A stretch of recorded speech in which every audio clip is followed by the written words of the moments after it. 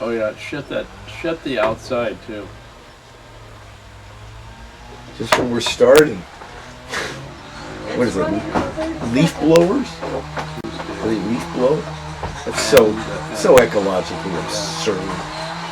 They had to take those things and they make them illegal. You're right. Oh, they're terrible. They're polluting the environment to move a leaf. All right, 28, 29, 30. Are we ready to start? Mm-hmm. But that noise. Oh, good. Well, we have a little background noise. What is the date? I think it's April 22nd. 22nd today, 2008. Yeah. It's good to see you again, Carl. Yeah. We left off on our tape Seen you last for time. 2 months. 2 months has it been? Yeah. Well, we left off, I know, on our tape last time, and you had gone to Canada in 1968, and you were living with a draft resistor. Am I correct? Yeah, and my wife. And your Basha. wife. And you had just escaped an episode that had taken place at the log cabin house where there had been a drug bust. Isn't that right? Yeah, I had gotten busted, taken to jail, stayed in jail for 17 days.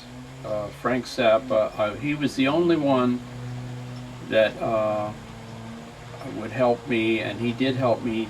He hocked himself, according to his wife. He hocked himself and got me out of jail. And let me see. Yeah, so I stayed around a couple of months, thinking that I might beat this thing, but I found out that I couldn't do it because my lawyer said,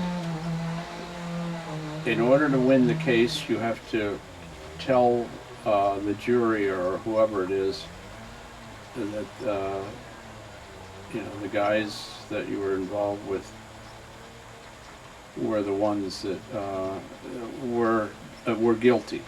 Okay, so I refused to do that because it was a political entity, and I wouldn't do that. Now, how did Frank help you get out? Do you know specifically?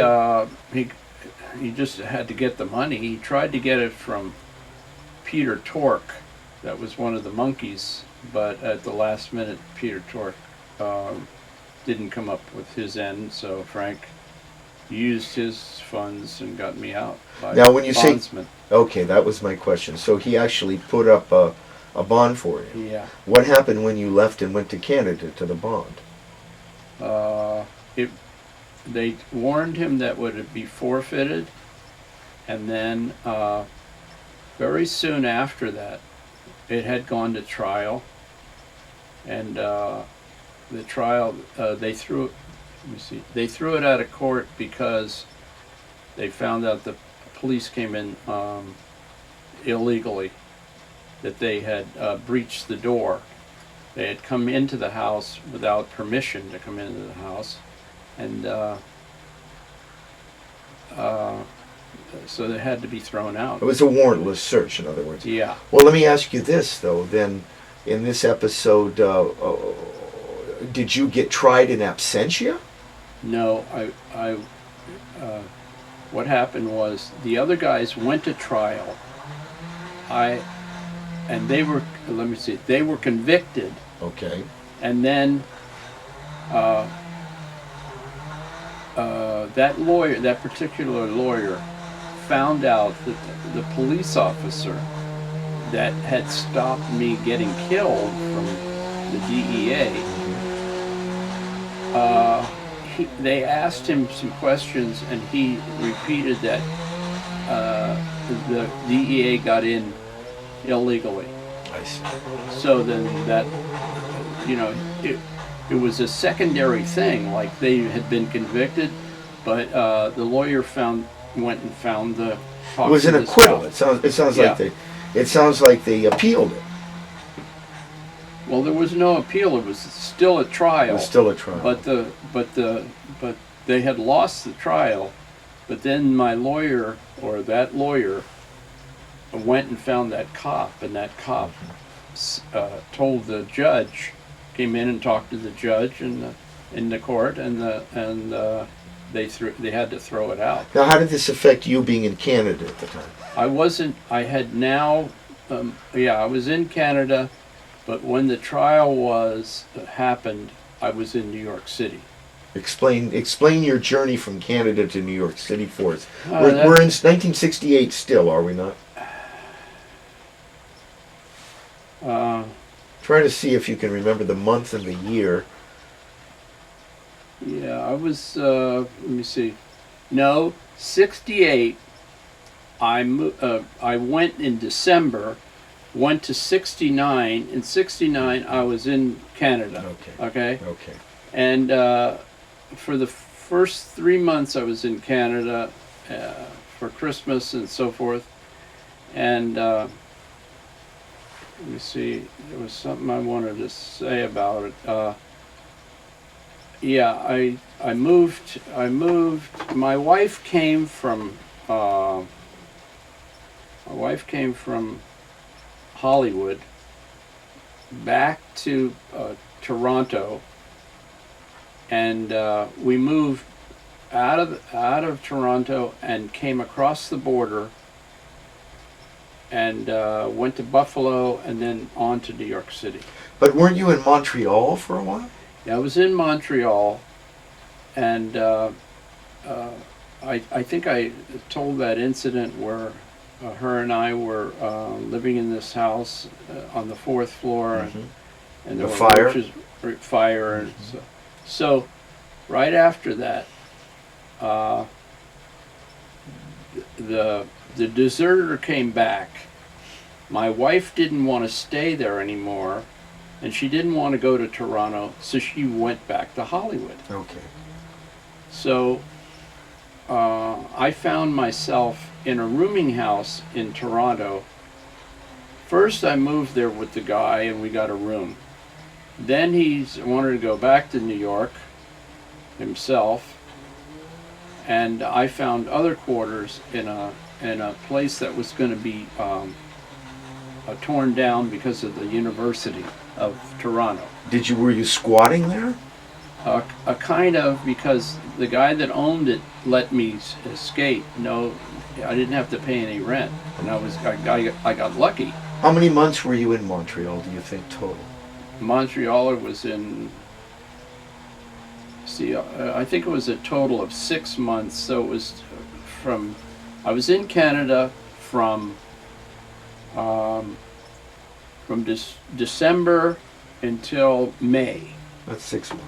But I wasn't in Montreal. Right. 3 months in Montreal and 3 months in Toronto. Okay, well let's take it from there.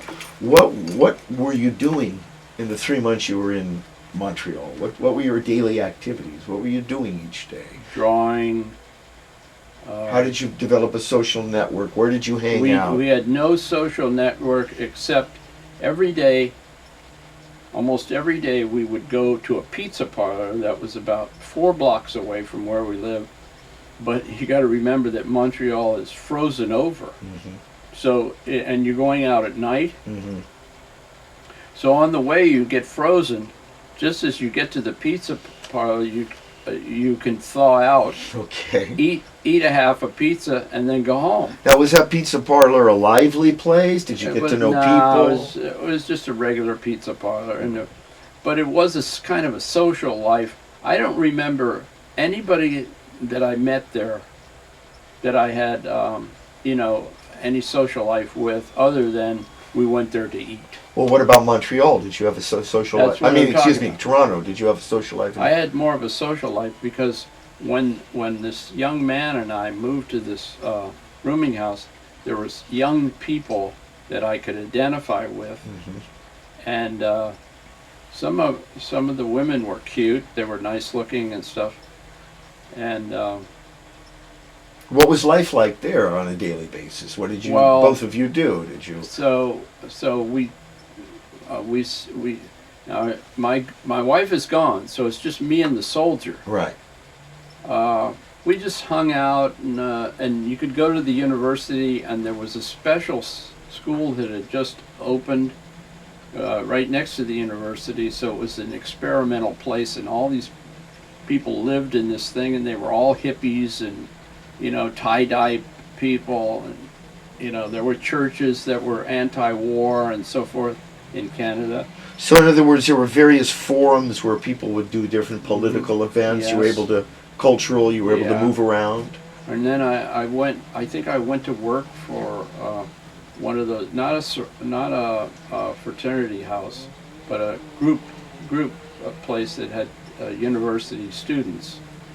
I worked for them for a short time. Paid job. Yeah, I washed their dishes or something like that, just for some money. And then I hung out at this Rochdale College. Seemed to be, but then I found this other a place to live, and it was starting to get colder now,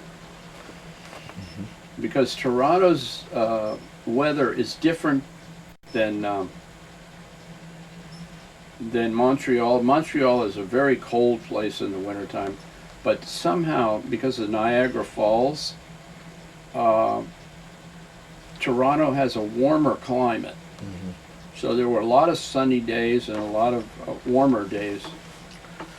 So, But then when it started to get cold, I lived in this place, and my wife is gone now, and the soldier's gone. So I'm dealing with a man that had owned this property. what is this? A room in a house? It's a room in the house. It's a back house, had no heat. Okay. So I had to, take myself out of that room, and I think he gave me a heater or something like that. But most of the thing that I did was live in the kitchen, and as it was going, the people were moving out from this house because it was condemned, okay? Because they were going to tear the whole neighborhood down and make it university. I see. But there was a kind of a good-looking woman in there that lived there, and she liked me, and we could get along. And in fact, she followed me to New York. Now, why did you go to New York? I went to New York because I didn't want to go back to, because I didn't know, I wasn't determined. It wasn't the case was not determined. So I had a friend in New York that was our photographer, original photographer. His name was Ray Leong. And When you say our, who do you mean? well, he took most of our photographs in Hollywood. Oh, I see. He was the photographer that was going to take our picture when Godot fell through the What was his name? Ray Leong. Ray Leon. Yeah. I see. And so you had been in contact with him while you were in Canada? Well, we all knew by our know where everybody is. It's just by phone calls we would know who was where and what. So you traveled from Canada, you entered into New York, upstate New York, no doubt, right? Yeah, that was the scene too. Explain that. My scene, my wife came back to Toronto explicitly for me to enter the United States again. And in what way? To aid you and or to meet you? Yeah, or? but you got to remember, you see, at this point, I'm probably wanted by the government. Right. Because of the trial. Understood. Okay. So when we went to the bus to go across the border from Canada to Buffalo, Niagara Falls.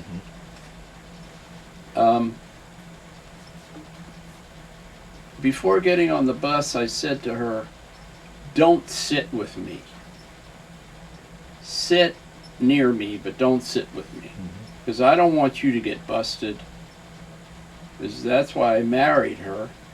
I married her because if she would get busted, she was at least married to an American citizen, you see. Okay, but I said, don't do that, and I sat next to a black person. On the way over, it was very cool, but see, all the people on the bus picked up on it. They understood that we were entering the United States, and it looked shaky. They all knew it.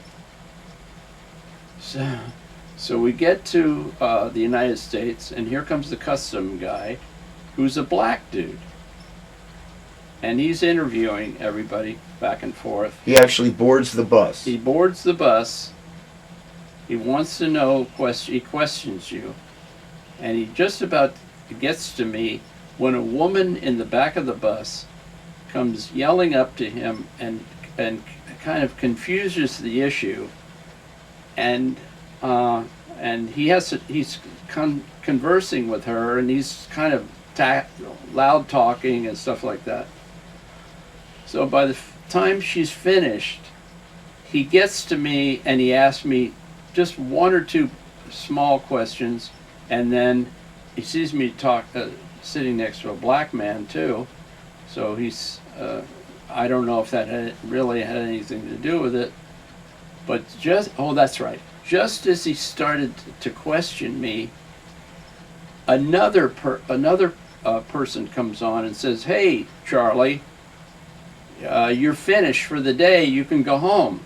Oh, one of his comrades, his Yeah. co-workers. So he says, "I'll finish this," and as soon as he said that, he moved past me and did the rest of the bus, and that was it. So I didn't have to get off the bus or anything like that. I didn't have to. My wife was fine, and the bus made its way then down into New yeah, York. and then we went to Buffalo, got out of there, and took a plane to New York City.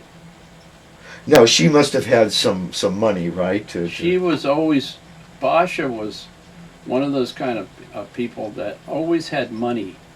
I always told, when we lived in Kotati later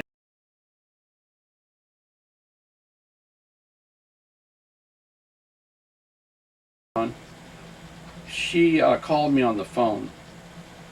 I fielded a phone across the street, not in my home. I fielded it across the street. Said, "Your wife's on the phone." I went across the street and talked to her. She says, "I want to come home. Can I come home? Is it cool in your house?" I said, "Well, there's a young woman living here, and if she doesn't like you coming here, out she goes. It's no matter." She says, "Okay, send me $100 to get back." I said, I don't need to send you any money. I said, "I've always known that you can get $100 by walking 10 feet. She was that kind of a person. She always had money around her. She was a qualified secretary. She was a model. She was a porn star. She was anything she wanted to be. So she paid for the airfare that got you down to New York City then? Yes. Okay. And then you, at that point now there's a lot going on in the country at the time. Bobby Kennedy was killed in 68, June. Mm-hmm. Martin Luther King was killed April 4th, 68. Mm-hmm. It's also a decade that saw the president killed November 23rd, 63. Well, how did this affect your consciousness at this time, or any of the material conditions you were living in? Did it just pass through you, or what's your thoughts about this decade in those three areas that I mentioned? Well, it was the war, and I know they had to stop the war, and there was I don't know if I repeated this situation or not, but the day Groovy was born, did I do that side of it? I'm not sure. Groovy was born June 23rd, 1967. Okay. And she, Vito, Sue checked into the hospital, had the baby, and went right out. She didn't stay. Vito took her home, and there was a march in front of the Century City Hotel. Mm-hmm.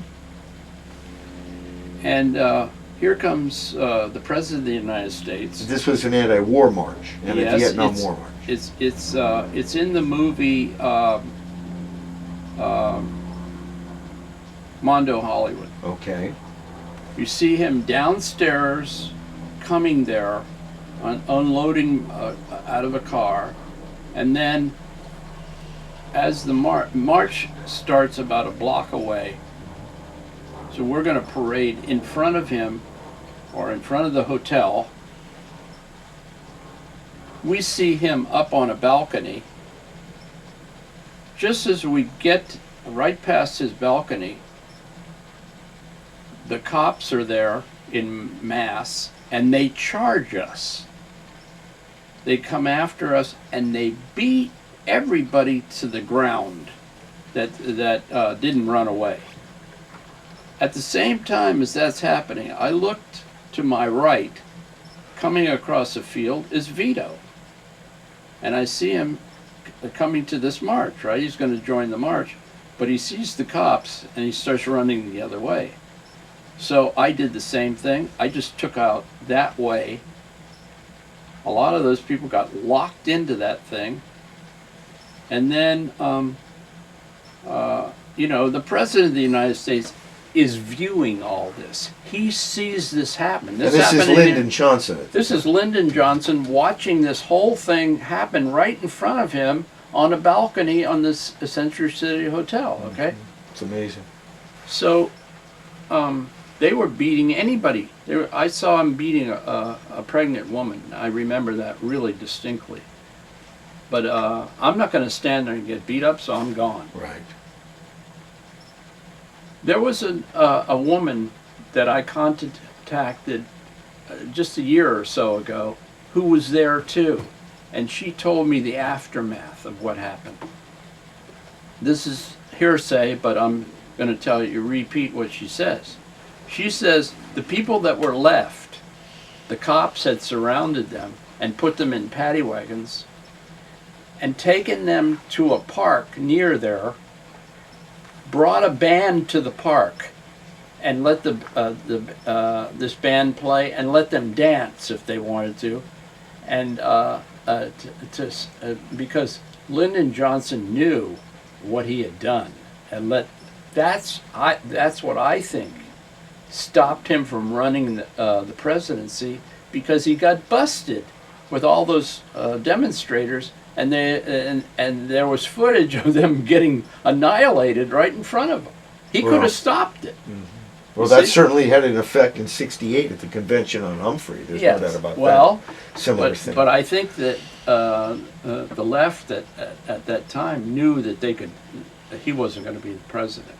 So they moved this group of people to another place. It sounds like a form of house arrest. Yes, they were arrested. But she says later that night, when it was dark, they let him go. All right. So when you're in New York in '68, then what are you doing? You and your wife go to. She's looking for work and I'm looking for work. But you're living. We're living right there at in the West Village by let me see, I forget the name of the park. What are the cross streets? Now, we're near the Avenue of the Americas. Okay. And Waverly Theater is there. Okay. Because I remember seeing a movie there about a woman and man. Shirley Knight was in a movie with a black man, and it was a movie about how this woman got on this subway and killed this guy in the end, a black man. It was you know, a thing about racism. Rap Brown, I think, I think he was somebody like that was the one that wrote the story. Okay. But we lived near this famous park in the West Village, and our friend Ray Leong lived a block away from us. Oh, so you actually got your own place? Her and I rented a hotel on maybe the 5th floor. Your weekly rate? Weekly rate, monthly rate, yeah, monthly rate, and. Did it have a kitchenette? Go to the park. Did it have a kitchenette in it? No, Did it have a communal kitchen? No, it was just a room. Just a room. Just a room. It was comfortable, and we were a block away from him. And then she wanted to get a dance job because she was a dancer. So we went to an agency, and I said, "Yeah, I got plenty of work. You can either be a go-go dancer, topless dancer, or a naked dancer." There were three options, huh? Three categories. So as I'm leaving, I said to the guy, "Yeah, and if you find anything for a male dancer, let me know." So we went home on the subway. I got in the hotel room, and the phone rings, and I said, "Uh-oh, maybe it's this guy already." And she answered the phone, and she says, "He wants to talk to you." So I got a job in Paterson, New Jersey, as a go-go dancer. Now, explain exactly what your job function. First of all, how did you get to and from work? Go slow now. You've got to get to the place to do your work, to dance. Grand Central Station, Grand Central. and then take a bus to Paterson, New Jersey. Okay, and then you arrive at, what's the name of the club? I don't remember. Describe the club.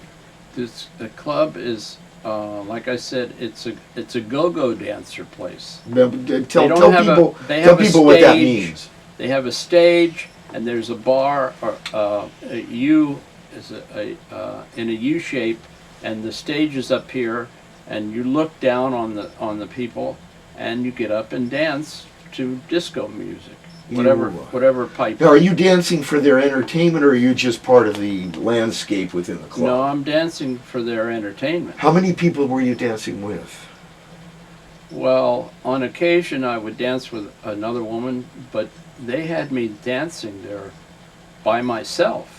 And it was a weird situation. A guy dancing and the way I looked and stuff like that. Why did they want Well, because I wasn't dancing like a guy that was a go-go dancer. I was dancing like Carl would dance. Right, but why did they want a male dancer there? I don't know. I could never figure. The idea really was to have another dancer, and you do a thing with the other dancer, and you make it. You have to make an interpretation about what you're going to do and what Create a dialogue yeah, between two dancers. with her and I, or singly, the girl will come on and she'll dance by herself, and then I would come out, and I had crazy clothes to wear. What kind of clothes? Describe. Well, mostly bare midriff things, and remember that I used to wear tights, so it shows the impression of your penis Right. when you wear tights. So those women would come in, and that place started to get packed every time we showed up. I worked with my wife once, and it never worked. Somehow, she had a different kind of an attitude on the dance, up dancing, and she didn't need me really. Right. She was a totally gorgeous girl. She didn't need me to do anything. Only if we did. I forget the name of it, but when you throw a woman around. But I never got into that with her. But I knew it would work, and she didn't want to do it. Well, how many nights a week did you dance? Just one night a week. What, Friday or Saturday? No, it was during the week. It was like a Thursday night, a special night. Oh, Okay. I see. Okay. They had a special night. What kind of clientele did it cater to? Just regular people. Working people in Yeah. the area? Yeah. How big? What do the inside of the club I look would like? I would say 50 to 75 people would come in there. Okay. You would see it started to get crowded, and the guy he also started taking me to the bus, and sometimes he would take me all the way to New York because he liked what I was doing. What was your travel time when he didn't take you on the bus? I mean, to do the train. About 45 minutes, not very long, Okay. half hour at the most. And then you would dance for how many hours in that day that you would go? I would dance for 4 hours. 4 hours. He paid me 4 hours. Did I don't you- remember how much. I don't remember, but it was good pay at the time. Did you make friends at the bar? Did you? Not very with many. the patrons? Or? Not very. I was just they were awestruck about me because I didn't relate that I was wife once, and it never worked. Somehow, she had a different kind of an attitude on the dance, up dancing, and she didn't need me really. Right. She was a totally gorgeous girl. She didn't need me to do anything. Only if we did. I forget the name of it, but when you throw a woman around. But I never got into that with her. But I knew it would work, and she didn't want to do it. Well, how many nights a week did you dance? Just one night a week. What, Friday or Saturday? No, it was during the week. It was like a Thursday night, a special night. Oh, Okay. I see. Okay. They had a special night. What kind of clientele did it cater to? Just regular people. Working people in Yeah. the area? Yeah. How big? What do the inside of the club I look would like? I would say 50 to 75 people would come in there. Okay.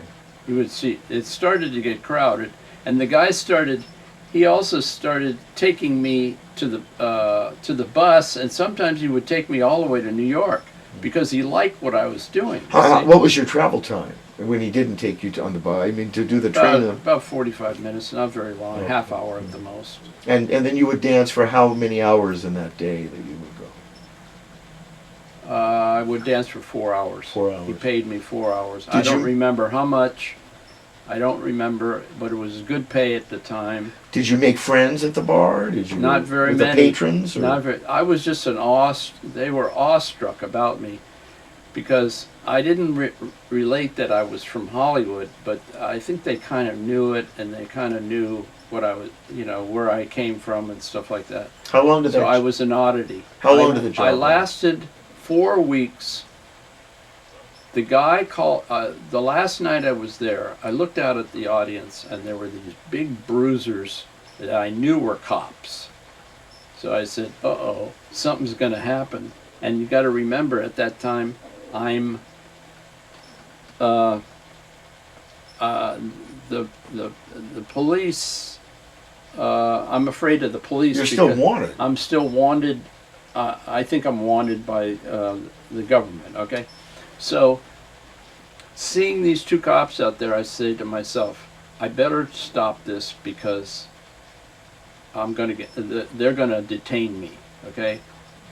So the next week, the guy calls me up and says, "I'll pick you up." And I said, "No, you won't, because I'm not coming back there."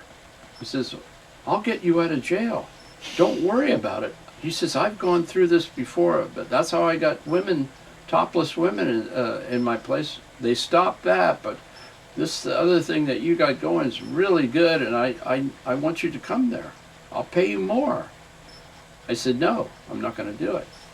So I didn't go back, but at the same time, we had made friends in the hotel, and a guy said, "Come to this bar.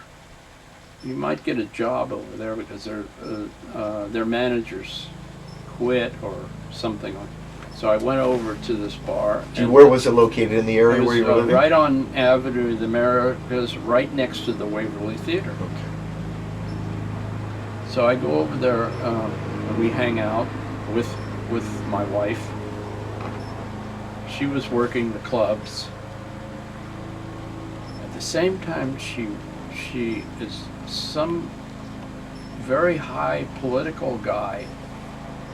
He was a senator of New York. He was a Jewish senator of New York. Took a liking to her. Where did he meet her?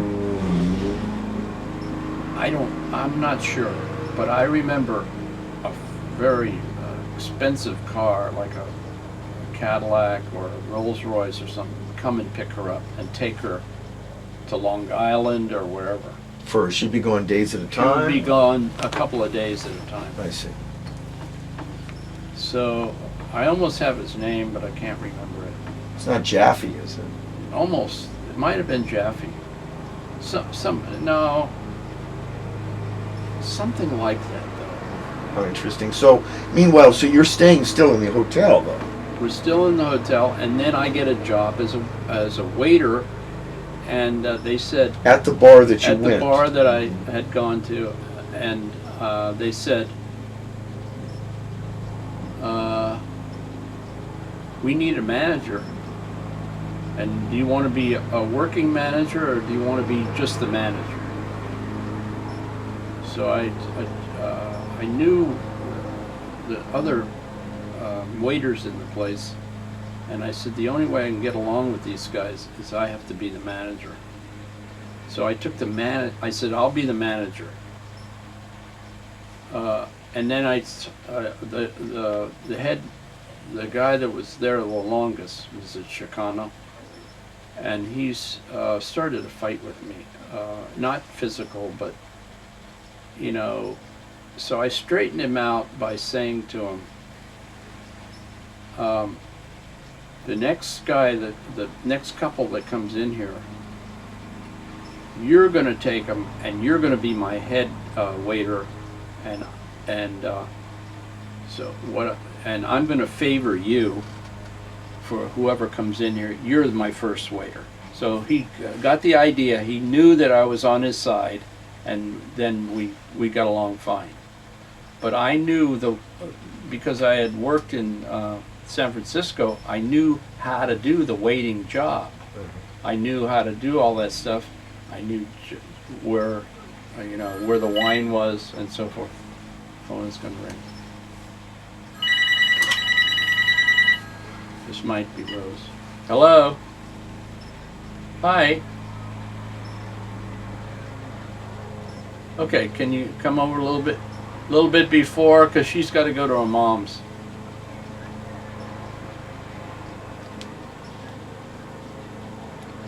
Yeah, Danny's here and Catherine's here now.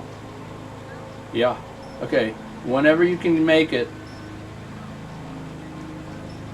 Don't bring any food, it's cool.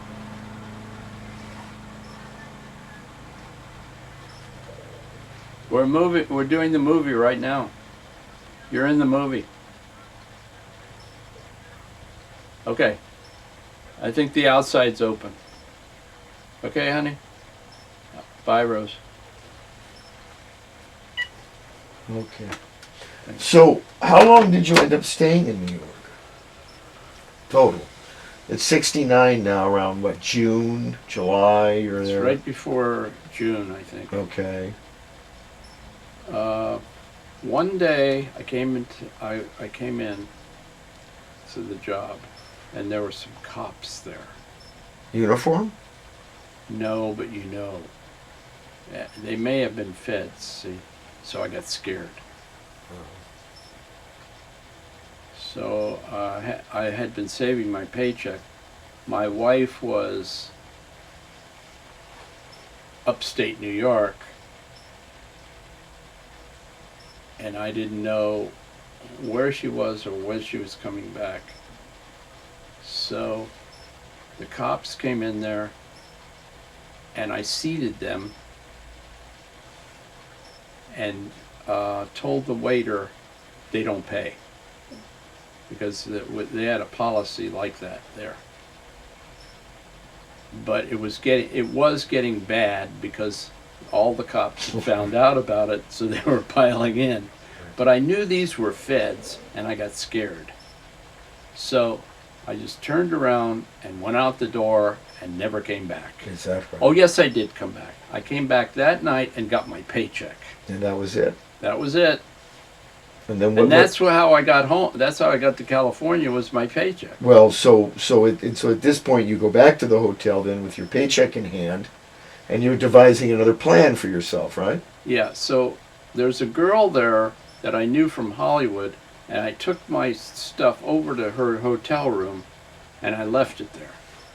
Do you remember the name of the hotel? You don't, do you? I don't remember, but I know. How many rooms the did it hotel? have? It was the hotel the mother stayed in, because downstairs was a picture of me on the wall in the lobby.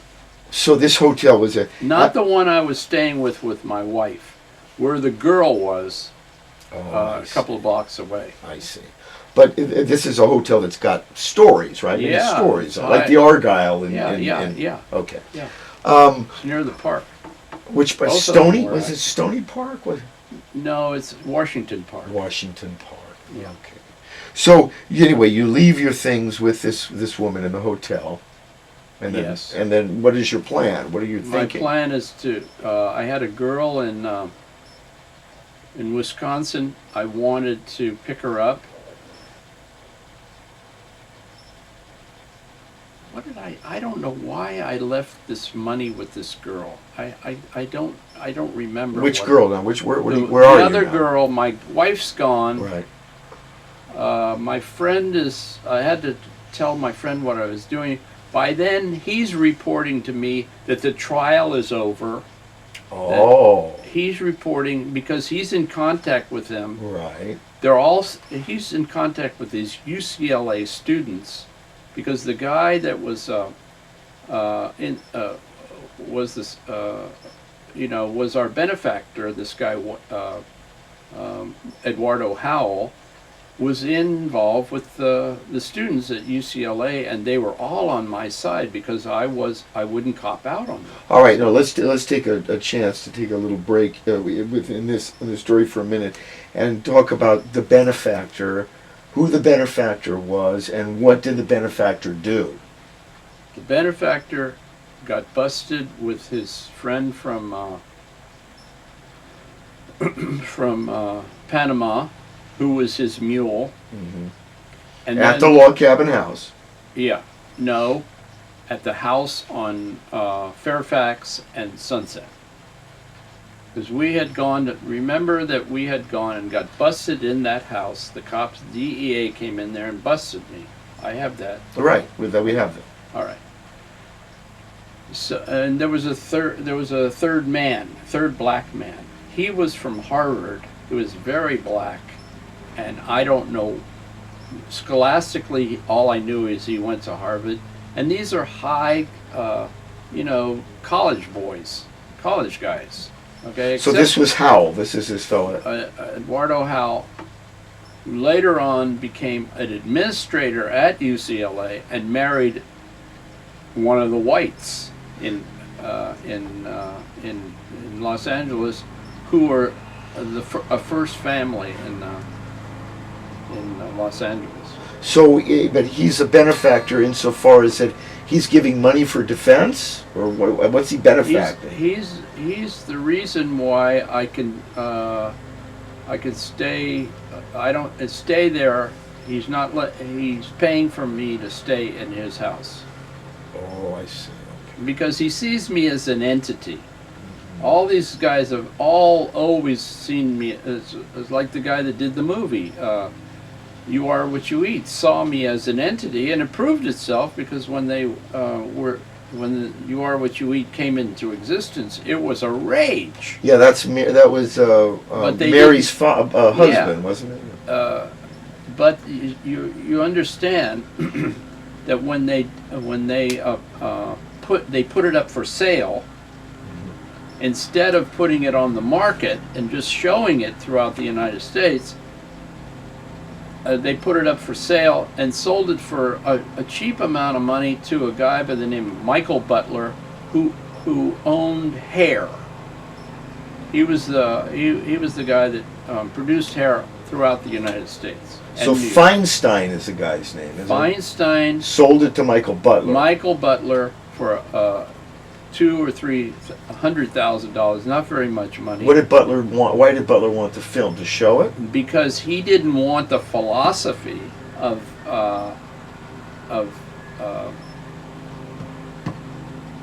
You Are What You Eat to clash with his Hair idea. So as and later on in my life, I saw Hair, and I saw what he was lying about the Vietnam War. In what That's- way? In no, what way? No, I can't remember, but I know that it was. I looked at it and I said, "This guy's lying about the war. He's full of shit." So I'd have to see it again. But you're basically saying he bought it to shelf it. He bought it to shelf it, but he didn't have to shelf it. He sent it to Europe. Oh, so he only shelved it in the U.S. And the Europeans loved it. And then where did somebody And buy it it from went to him? the shelf. Oh, it did go to the shelf. Now it's available on the net. It came back to Feinstein in his later years somehow, and he's redone it. It's on the net. It's available, I think, Yeah. for purchase. It's like Mondo Hollywood in many ways. Yeah. Hare was playing at the time across the street from the Palladium on Sunset Boulevard, wasn't it? Yeah.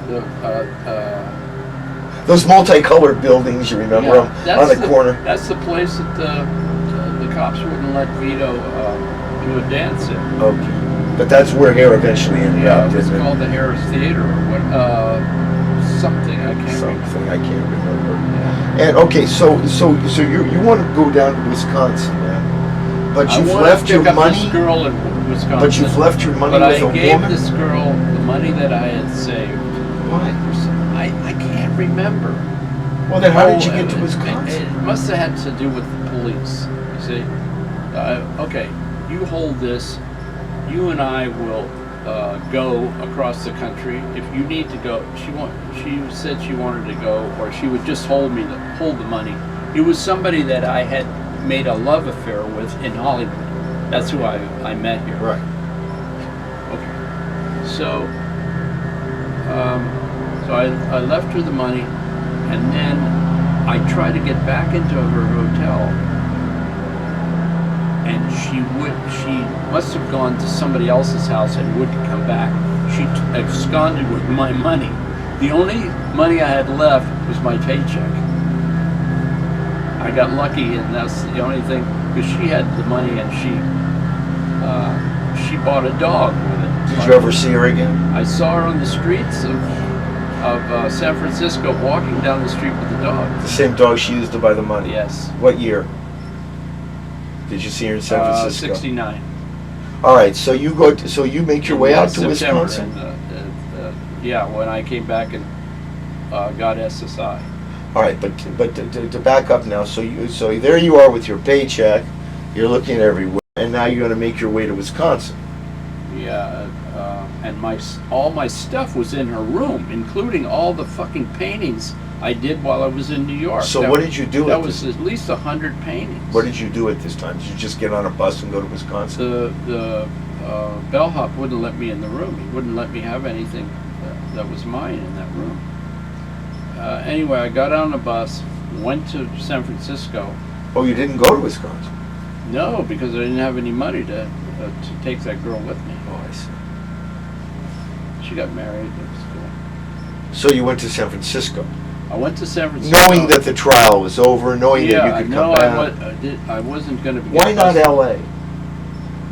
Because after all, L.A. was where everybody was. No, because right? I had enough with L.A. and L.A. was, to me, was my brother was there.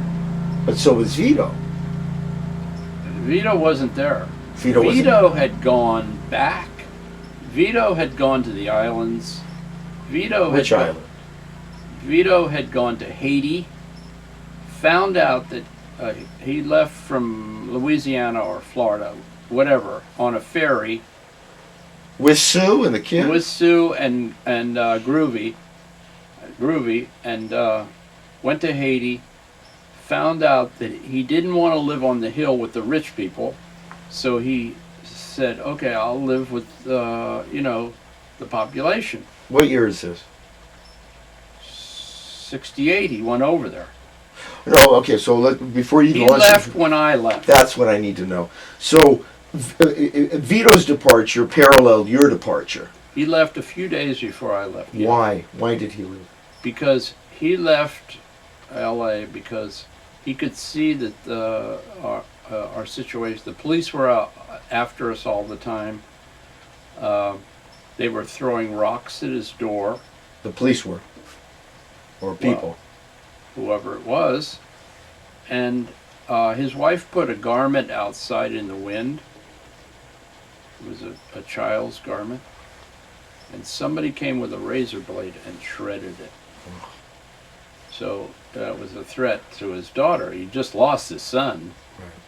So he says, we better get out of here. Carl's going. we better get out of here. So he left- jumps. He goes to Louisiana. He goes to Louisiana, goes to Haiti. Mhm. Haiti, he sees that his daughter's going to fall in the sewer. Could fall in the sewer, so he says, and I ain't moving up on that hill. So he decides to go to Jamaica. Jamaica, he's in downtown Kingston, out of the hotel, and he's out, at large, and a black man comes up to him and says, "We know you're a good white man, but if you come out here at night, we're going to slit your throat." Okay, so next island was Puerto Rico. It was, to him, it was a shambles. No living in Puerto Rico. So he, I think he still has the bus somehow. Yeah, he has the bus, and he goes back through Louisiana and goes straight for Sausalito. All right. Now, what is Vito looking for in '68 and '69 that he's going to these islands? What's he looking to create for He's himself? looking for the dance. If you're going to go to Haiti, you're going to go to the voodoo dancers. Okay. You're going to learn how to do. You're going to go in the bush and learn the basic thing about what's going on there. So he was propelled by a desire to learn more about native. More about the dance African and more voodoo about dance. painting. He painting. knew that the Haitian was the highest painter because of their poverty and so forth. Did he ever chance to go to see the dances? Or nothing. No, he had no chance. He probably stayed there a week or 10 days, and I then see. he was off to the next island. That didn't happen, so he went to the next island. So the island experience petered out and got him back to Louisiana, where he jumped the bus and came back to Sausalito. Why Sausalito? I don't know. There was a young woman by the name of Marco, who was a really good painter, and she was a young girl, and she lived in Sausalito. So he had probably $7,000 or $8,000 left from what he had sold, Which was a good sum of money in those at days. that time. So he started to open up a business there and have an apartment. The business, somehow somebody else got the business. So, and at the same time, he went to San Francisco, and he was at one of the what's the guy's name that had the dance, and Bill Graham? Bill Graham. He went to a Bill Graham dance when they were on not Geary Street, but Market and Van Ness. There was an upstairs place, and he met this young guy whose name was Bob Almanzotti. Now, are you talking about the Warfield?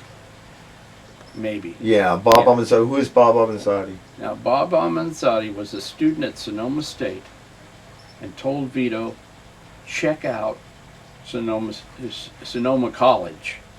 It's in Cotati, or Ronan Park. So he loaded, instead of, he went home that evening. He was living in Sausalito. He says, we're going there today, Sue. Next morning we're going up there. Him and Groovy and Sue got in his bus, went up. He went to a realtor, I forget the guy's name, a really nice guy who was right there at George. Now, you're talking about Ralph Jones's old real estate office. Yeah, but there was a particular guy. There was a Jewish guy, and he was a super guy. Yeah, I don't know that. And so he says, "Okay, I got this place over here on El Rancho. Go over there." And he says he just went back to the office and plunked down $5,000. I think the place was around a 9 or $10,000. You got to remember, there's nothing there. Right. There's Old Market, and Right, it's right. wooden, and Yeah, the old Redwood Market, and that's Yeah, it. There's yeah, nothing else. yeah, and Lombardi. The 8 Ball and the big, Yeah. a handful of Yeah. bars. Yeah. Red's Bar. No, but my understanding is that without going off into another tangent, is that he had bought that home through SSI. No, He didn't. no, he didn't get SSI for 10 years. Oh, okay. So he bought that home and then just paid it off and had the home in El Ranch. Yeah, But and he went and got welfare. No, but where are you at this time that he's in I was- Sausalito and? For the first 6 months, so he must have arrived there in the spring or at the end of the winter. He must have arrived 69. in Cotati. Yeah, he must have, because he was there 6 months before I arrived. In September is when I arrived.